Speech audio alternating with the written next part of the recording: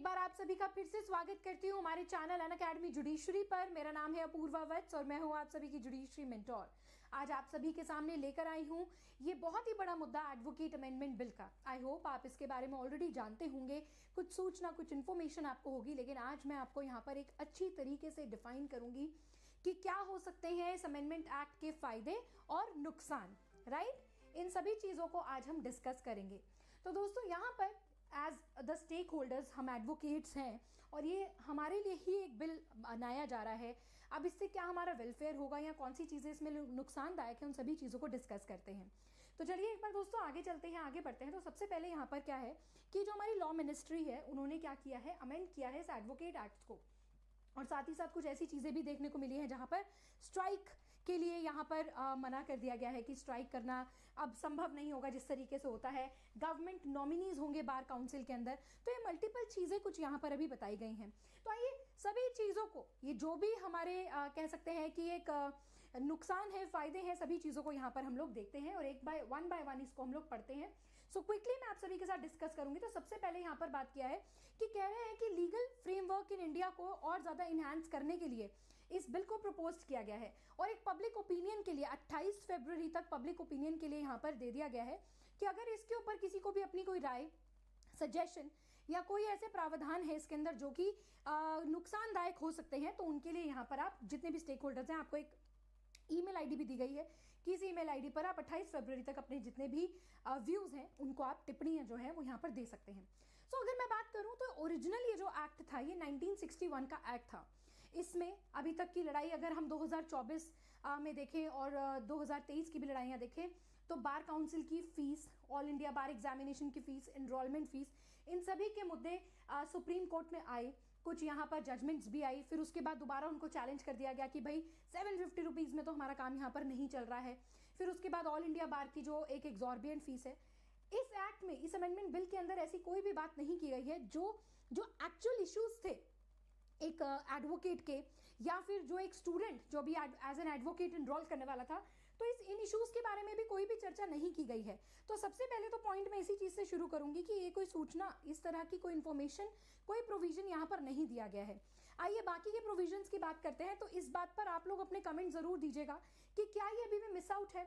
Supreme court ने एक जगह पर बोल दिया था, तो क्या अब ये जो नया बिल प्रपोज किया जा रहा है इसके अंदर भी कुछ फीस के बारे में और ये जो जितनी भी कंफ्यूजन है इसको क्लैरिटी देनी चाहिए थी या नहीं। आइए आगे चलते हैं। तो ये 1961 का एक्ट था कि जहाँ पर सभी चीज़ें बहुत पुराने ज़माने की, पुराने दौर की लिखी हुई थी। तो उसी को ही अब लीगल प्रोफेशन को आगे सेफगार्ड करने के लिए, क्लाइंट के इंटरेस्ट के लिए, एक एडवोकेट के खुद के काम करने के तरीके को लेकर यहाँ पर एलिवेट किया गया है इन प्रोफेशनल स्टैंडर्ड्स को। साथ ही साथ कुछ कंडक्ट और डिसिप्लिनरी कमेटीज़ के बारे में भी बात की है। तो चलिए आगे एक एक करके हम पढ़ते हैं। तो सबसे पहली बात अगर मैं बताऊं तो लीगल जो प्रैक्टिशनर है इसके डेफिनेशन को एनहांस किया गया है। एनहांस एज इन कि पहले वही एडवोकेट्स कहलाते थे जो कि एक LLB अपने 5 इयर्स या फिर 3 इयर्स के प्रोग्राम डिग्री को करके आते थे और उसके बाद एनरोल करते थे। लेकिन कुछ ऐसे एडवोकेट्स जैसे कि मैं या और भी कोई हो सकता है जो कॉर्पोरेट वर्ल्ड के अंदर काम करता है, जो एडटेक्स में काम करते हैं, मैं भी एक लॉयर हूं लेकिन मैं प्रैक्टिसिंग एडवोकेट नहीं हूं, बट मैं लॉयर जरूर हूं। तो क्या हम भी लीगल प्रैक्टिशनर की डेफिनेशन के अंदर आते हैं? तो आइए, तो the bill proposes the broaden to the definition of legal practitioner. Section number 2 के अंदर इसको इंक्लूड किया गया है। Not just advocate practicing in a court, but also the corporate lawyers और in-house counsels, कुछ in-house counsels होते हैं, and those who are engaged in a legal work in a private or public organization, किसी भी public organization के अंदर, statutory bodies के अंदर या फिर foreign firms के अंदर। तो ऐसे भी जो advocates होंगे जो कानूनी प्रक्रिया को कर रहे होंगे, उनको भी as a legal practitioner इसमें ऐड किया गया है इस डेफिनेशन सेक्शन नंबर 2 के अंदर। राइट, आगे चलते हैं। तो यहाँ पर सबसे बड़ी बात की गई है मैंडेटरी बार रजिस्ट्रेशन एनरोलमेंट की बात की है। अब मैंडेटरी क्यों? ऑलरेडी यहाँ पे जितने भी एडवोकेट्स हैं या जितने भी बच्चे यहाँ पर अपनी लॉ को कंप्लीट करके निकलते हैं वो तो अपना एनरोलमेंट कराते ही हैं। सो एक 33 सेक्शन के अंदर, एक क्लॉज के अंदर मैंडेट किया गया है कि जितने भी एडवोकेट्स होंगे, और कौन से एडवोकेट्स होंगे स्टूडेंट्स? जो प्रैक्टिसिंग एडवोकेट्स होंगे, right, practising before the courts, किसी भी ट्राइब्यूनल के अंदर और या फिर किसी अदर अथॉरिटी के अंदर, उनको बार काउंसिल के अंदर रजिस्ट्रेशन कराना होगा वेयर दे प्राइमरीली प्रैक्टिस। यानी कि अगर आप दिल्ली बेस्ड हो और दिल्ली के स्पेसिफिक सब डिस्ट्रिक्ट कोर्ट के अंदर आप काम करते हैं तो आपको वहां पर पर्टिकुलर जो आपके डिस्ट्रिक्ट मेंबरशिप है वो भी, और आपका एनरोलमेंट भी यहाँ पर होना अनिवार्य होगा। अगर आप किसी लोकेशन को चेंज करते हैं, फॉर एग्जाम्पल कई बार ऐसा भी होता है कि एक वकील का enrolment Punjab and Haryana high court में है या कोर्ट में है, उसके बाद वो दिल्ली प्रैक्टिस कर लेता है, दिल्ली आ जाता है प्रैक्टिस करने के लिए, तो नहीं, अगर वो अपनी लोकेशन को चेंज करता है, अगर वो ट्रांसफर करता है कहीं पे भी, तो उसको वहां पे अपनी फील्ड ऑफ लॉ उस जो नोटिफाई करना होगा प्रीवियस बार एसोसिएशन को कि जी मैं यहाँ से छोड़कर जा रहा हूँ। पहले इस तरीके देखो, कई एडवोकेट्स वहां की बार में भी एनरोल्ड है, कई एडवोकेट्स किसी और स्टेट की बार में भी एनरोल्ड है, तो इस चक्कर में कैलकुलेशन में प्रॉब्लम आती है कितने मेंबर्स हैं। तो अगर यहाँ पर कोई भी रीलोकेट हो रहा है तो उसको अपनी प्रीवियस बार एसोसिएशन को विद इन 30 दिन यहाँ पर बताना होगा कि जी बाय बाय टाटा, मैं जा रहा हूँ, और मैं यहाँ से आप मेरा जो नामांकन है या व्हाटएवर उनको इन्फॉर्मेशन यहाँ पर देनी होगी। And advocates will be allowed to only in one bar association. So ये जो इलेक्शन का कॉन्सेप्ट होता है, इसके अंदर भी काफ़ी ज़्यादा आप समझ सकते हैं कि ये घपला होता है कि भाई मल्टीपल एडवोकेट्स मल्टीपल बार के अंदर वोट देते हैं, जबकि अब ऐसा किया जाएगा कि हर एक एडवोकेट को जिस भी वो बार के अंदर रजिस्टर्ड होगा, एनरोल्ड होगा, उसी बार के इलेक्शंस के अंदर वो वोट दे पाएगा। यानी कि एक सिंगल उसका एक ट्रांसफरेबल वोट रहेगा जो उसी बार के किसी कैंडिडेट को वो वोट देने के लिए वहां पर क्या होगा, वैलिड उसका वोट रहेगा। तो एक ये चीज़ को एक मैंडेटरी, ताकि एक सारी चीज़ों को यहाँ पर क्या हो सके, सारी चीज़ें यहाँ पर क्लैरिफाई हो चुके भाई कहाँ पर कितने मेंबर्स और कहाँ से कितने मेंबर्स जा चुके हैं, कहीं और रीलोकेट हो चुके हैं। ऑलराइट, चलिए इसके बाद यहाँ पर I hope now I am audible. Yes, now I am audible.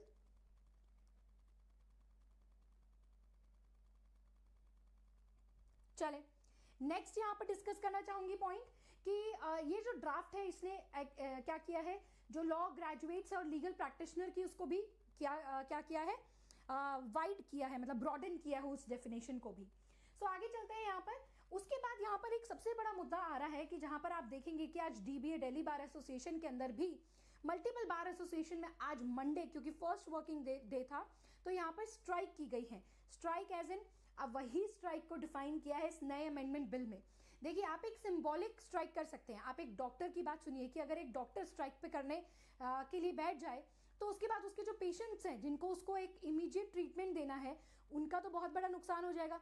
इसी तरीके से एक जो लॉयर है, एक एडवोकेट जो है, वो भी एक बहुत बड़ा स्टेक होल्डर है। किसी क्लाइंट की बेल होनी है, किसी क्लाइंट को आज रिहा होना है, तो बहुत सारी चीज़ें आज हो सकती हैं।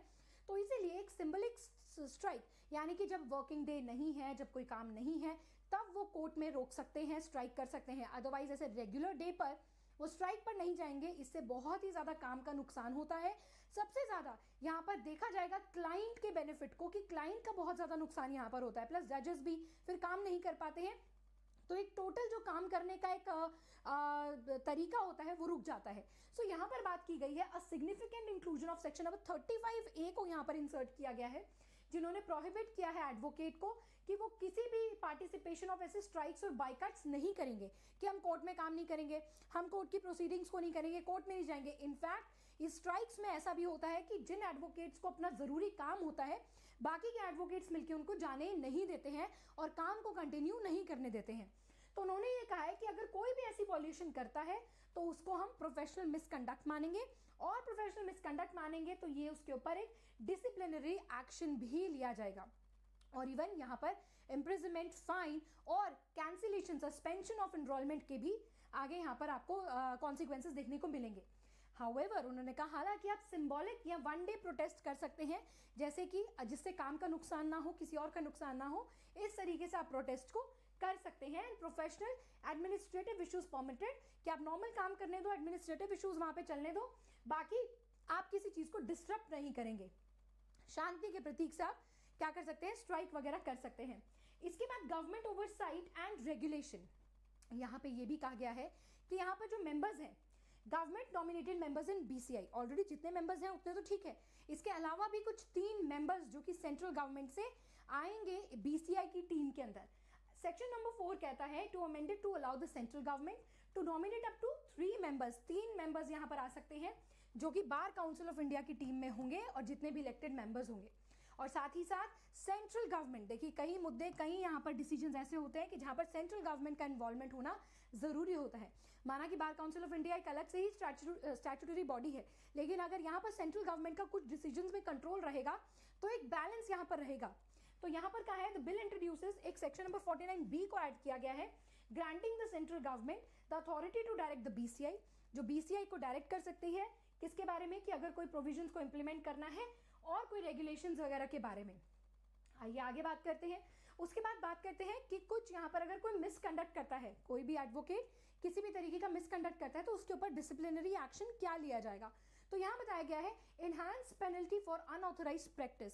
देखिए आप सभी को पता होगा कि फर्जीवाड़ा आजकल काफ़ी देखने को मिल रहा है, जैसे कि हमें पता चलता है कि कुछ फेक यूनिवर्सिटीज़ हैं जो फेक डिग्रीज प्रोवाइड करती है। इसी तरीके से बहुत सारे केसेस ऐसे भी आते हैं कि जहाँ पर फेक एडवोकेट्स इन्वॉल्व हैं जो कि ऐसे गलत तरीके से मिसकंडक्ट करके, मिसरिप्रेजेंटेशन करके पैसा कमा रहे हैं। तो अब यहाँ पर स्ट्रिक्ट एक्शन उनके ऊपर लिया जाएगा।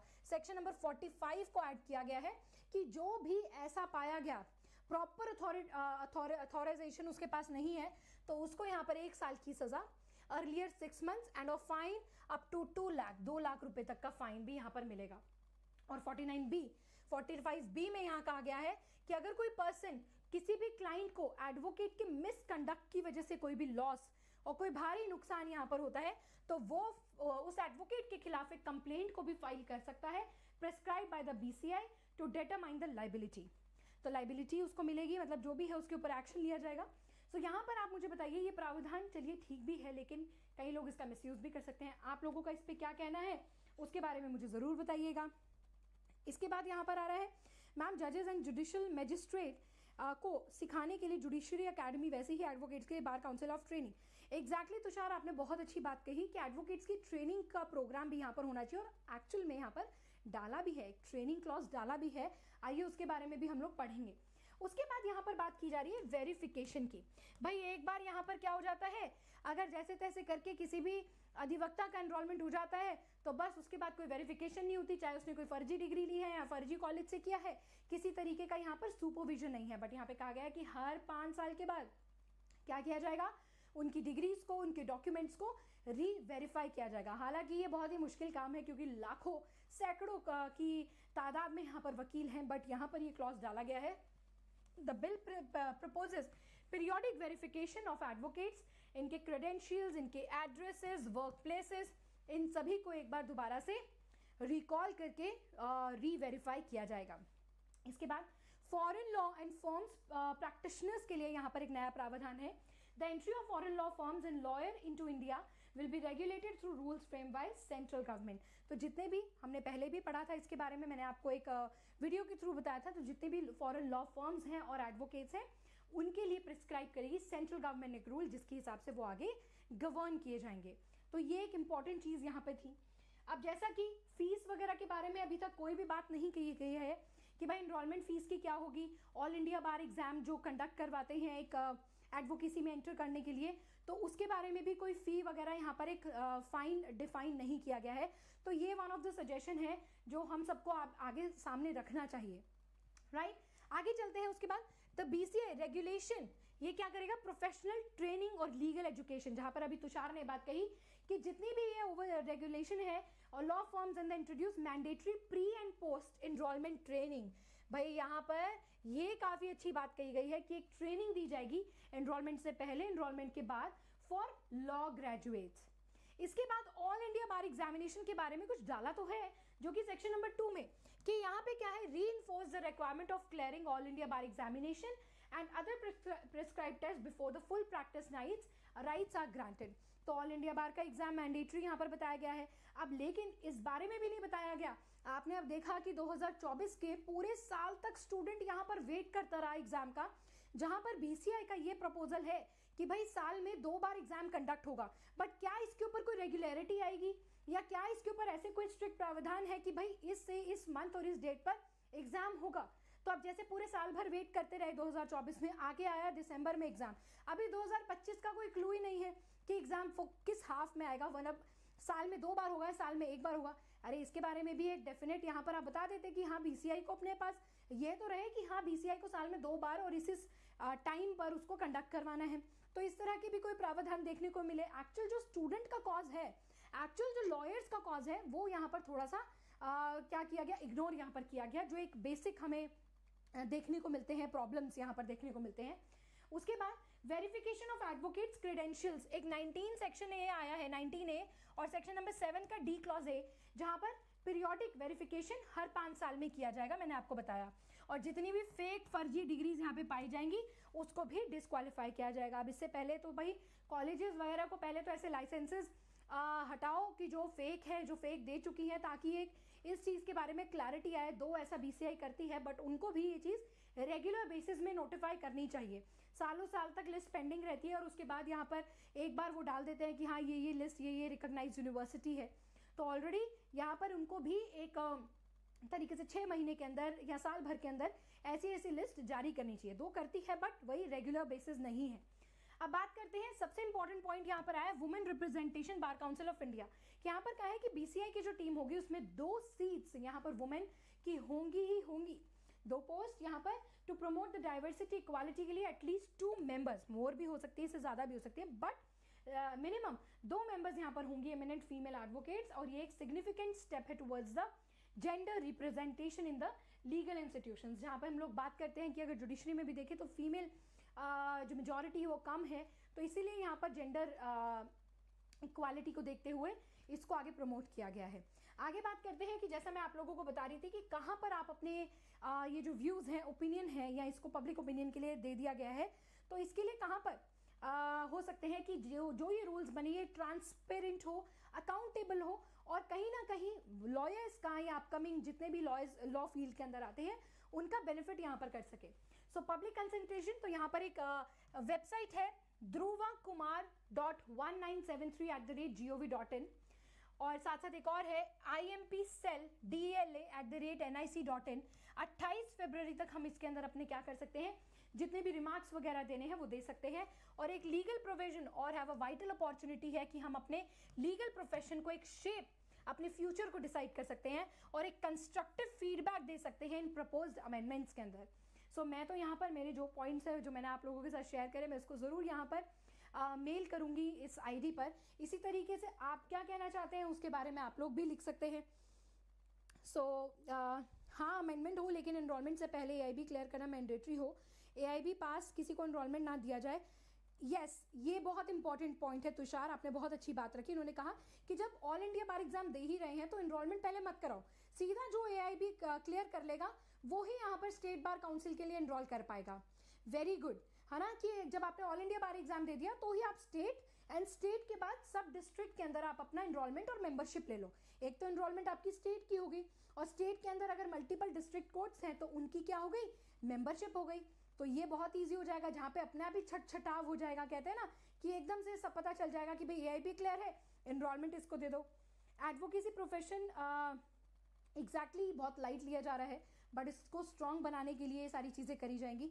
इसके अलावा यहाँ पर एक पनिशमेंट का भी प्रावधान है जिसको मैं आगे डिस्कस करूंगी, लास्ट पॉइंट, जहाँ पर अगर किसी भी एडवोकेट को यहाँ पर क्या हो जाती है, कन्विक्ट हो जाता है, वो देखिए अब बिल न्यू क्लॉज आया है, may not be enrol any person, उसको इनरोल नहीं करेगी स्टेट बार काउंसिल जो कन्विक्ट हो चुका है, जिसको 3 साल की सजा, 3 इयर्स की सजा उसको मिल चुकी है, उसका एनरोलमेंट यहाँ पर कैंसिल हो जाएगा। और the name of advocate shall be remove from the state roll, he is convicted for an offence sentenced for a period of 3 years and above with or without fine, and the conviction has been confirmed by the High Court or the Supreme Court। तो ये हो गया। Plus इसके बाद जब वो अपनी conviction को पूरी करके आएगा तो उसके अगले 2 साल के बाद तक भी वो अपना जो नामांकन है वो नहीं करवा सकता, एनरोलमेंट नहीं करवा सकता, और उसके बाद भी उसको AIB ऑल इंडिया बार एग्जाम क्लियर करना होगा, तो ही वो दोबारा से स्टार्ट होगा। और जो उसकी सीनियरिटी है, जो उसकी प्रैक्टिस है, तो वो ये सब जब खत्म हो जाएगा, यानी कि जब वो दोबारा एग्जाम देके अपना एनरोलमेंट कराएगा तो उसकी जो सीनियरिटी है, जो ईयर्स हैं, वो उसी दिन के बाद से काउंट होंगे। जो उससे पहले अगर उसने कोई प्रैक्टिस की है काफ़ी सालों की तो वो काउंट यहाँ पर नहीं होगी। तो आई थिंक ये एक प्रावधान ऐसा है जो एक थोड़ा सा गलत हो सकता है, और इसके बारे में आप लोगों के क्या व्यूज़ हैं वो भी आप लोग मुझे बता सकते हैं।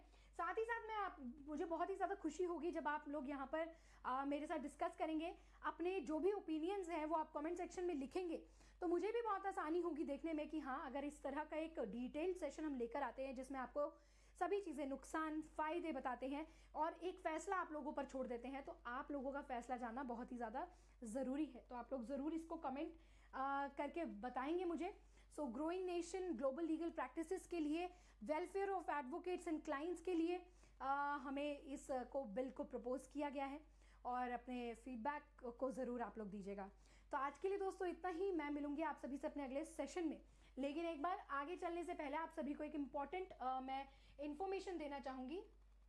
हाँ जी, सो एक इम्पॉर्टेंट इन्फॉर्मेशन देना चाहूँगी। यदि आप जुडिशरी की तैयारी कर रहे हैं, अगर आप जज बनना चाहते हैं या किसी भी और लीगल कॉम्पिटिटिव एग्जाम की तैयारी करना चाहते हैं, तो आप सभी के लिए अनअकैडमी लेकर आ गया है 55% का ऑफ। और इतना ही नहीं, यदि आप 12 महीने की तैयारी करते हैं तो आपको एक्स्ट्रा 12 महीने यानी कि 2025 और 2026 यहाँ पर आपको तैयारी करवाई जाएगी।